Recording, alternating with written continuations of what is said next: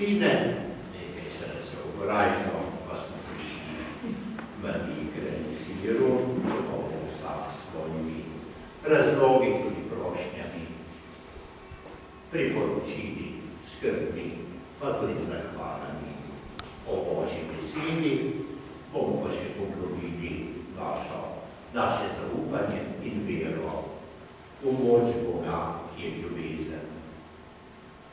Vidite, pravkar smo poslušali Božjo besedo, 3 odlomke, nekako jih poznamo, mogoče tudi te zgodbe, ki je o molitvi te Jajbrove hčerke. Pa bi se najprej ustavili pri prvem delu. To je kratek odlomek iz knjige Modrosti, starozavestna knjiga Modrosti. Mogoče je malo kakšen tekst tako poln tistega optimizma in lepe novice, kot je prav to.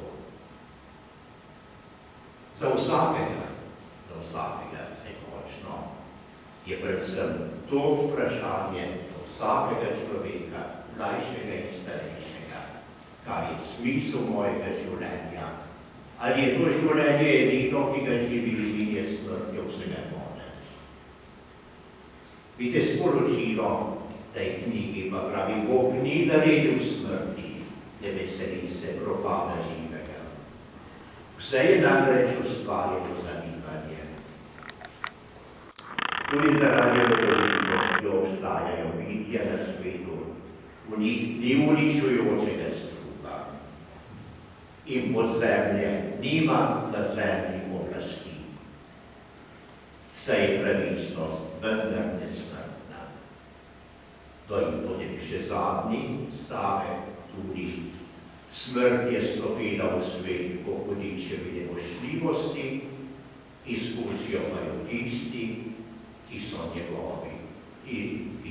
njegovi. Vidite, gotovo je temeljno vprašanje nas vseh, vsakega človeka pravzaprav, kakšen je smisel in cilj mojega življenja. Na nek način, če je zadnja beseda smrt, potem praktično je naše življenje pravzaprav nesmiselno in ni nobene odgovornosti to, kako živim. Zato posledica nevere je ravno ta, da si človek nekako prepusti brez kakršnekoli odgovornosti vsakdanjemu toku življenja. In seveda tega je pravilno ena zagrenjenost. Božja beseda, ki smo jo slišali, pa nam govori, da to ni Božji načrt s človekom in s stvarstvom, da je Bog vse iz ljubezni ustvaril in človeka še prav posebej spremlja in vodi. Zato je poslal tudi svojega sina, evangeljsko prebrani odlomek Evangelija, ki je stopil med nas kot Božji sin in odrešenil in razodel Božji načrt in nas povabil, da se mu odpremo v duhu vere, z vero in da sprejmemo. No, evangeljski tekst, ki smo ga prebrali, govori o teh 2 dogodkih, ki sta pa še posebej na nek način sporočilna. Zakaj je to napisano? Kot znamenje za nas, kar je Jezus storil tako s to deklico Janerovo hčerko, kar je storil tudi tej bolni ženi, se je zaupanje obrnila k njemu. Pravi, to je Božji odrešenski načrt za vsakega človeka. Seveda pogoj pa za to, pa ga da z vero sprejmemo. Ko je Jajov že upal, se je konc, ne moreš kaj.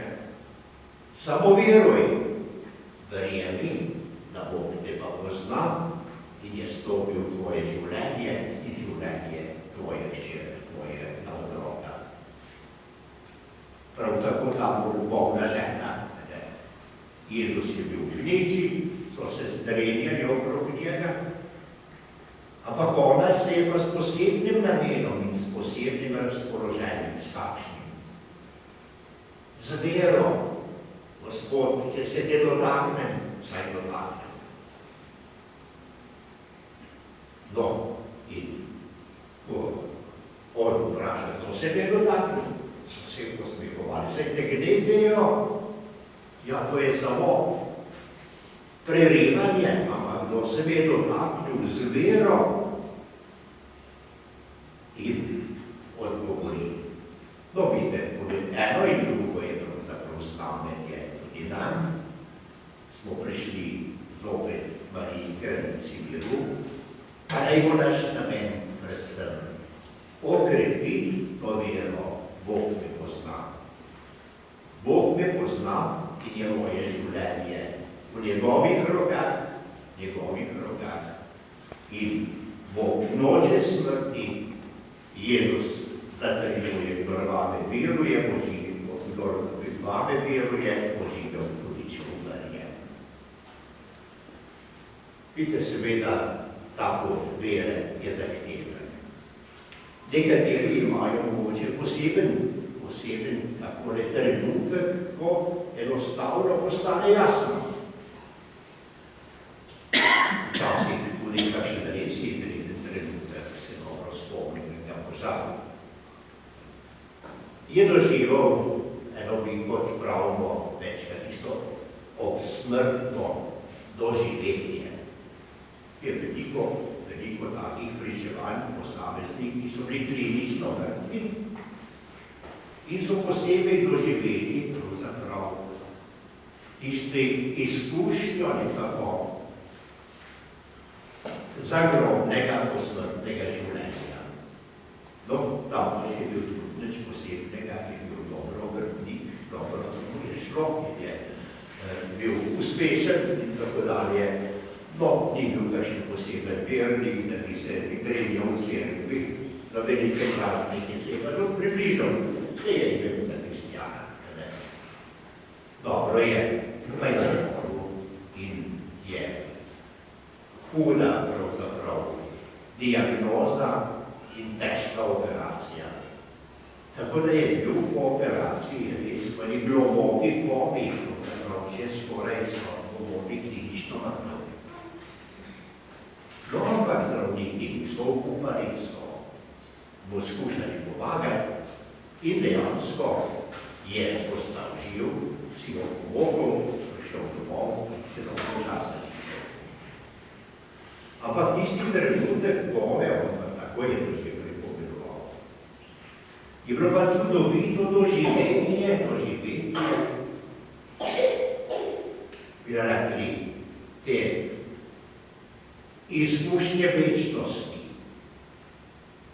Niti ni podrobno pripovedoval, ampak pravi, čudovita resničnost, ki sem jo takrat doživel, Božjega dotika.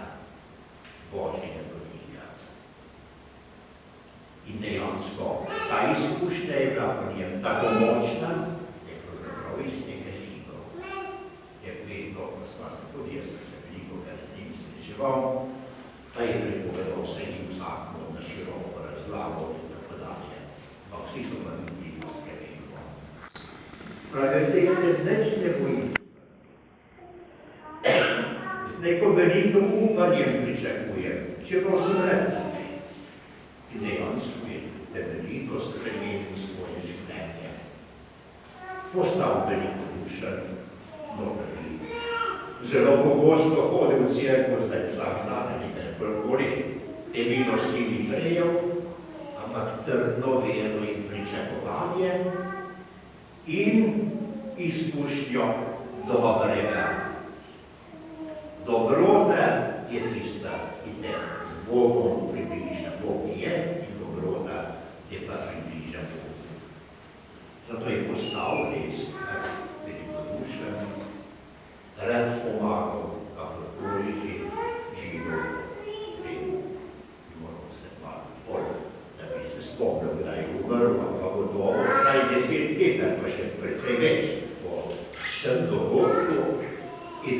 vedno s tem izkušnjo, jo je imel. Za njega je to potrditev in pravzaprav rešitev tega vprašanja, trdno prepričan in pričakovanju in se veselil srečanja, ki je pred njim. Srečanje, ki je pred njim. Vsak od nas ima tudi to vprašanje, pa verjemimo Jezusu. Jezus je devojajeno rekel, ne boj se, samo veruj. In smo vato vstali, oni tudi nam to ponavlja, tudi to priporoča, ne boj se, samo veruj. Doživljamo različne preizkušnje tukaj, pa tudi seveda to misel na to glavno preizkušnjo, ki je pred nami. Kaj bo z mojim življenjem? Ne boj se, samo veruj. Bog je Gospod življenja, ne smrti. Ustvaril nas je za večno življenje in odprimo se tej veri in skušajmo tudi vsakdanje življenje uravnavati tako, da bo ta odgovor prinesel v našem srcu tudi vodil vse tisto, kar delamo, česar se lotimo, da bo ne hlestanje po praznini, ampak priprava na tisto polno življenja, ki je pred nami. Marija, granica, kateri smo prišli, naj nam izprosite trdne vere in pomaga, da bomo tudi vsem tistim, s katerimi delimo življenjsko pot, to na nek način, da bomo tudi tistim opora pri odkrivanju odgovorov na ta temeljna vprašanja življenja. In tudi danes zavestno obnovimo in izpovejmo vero.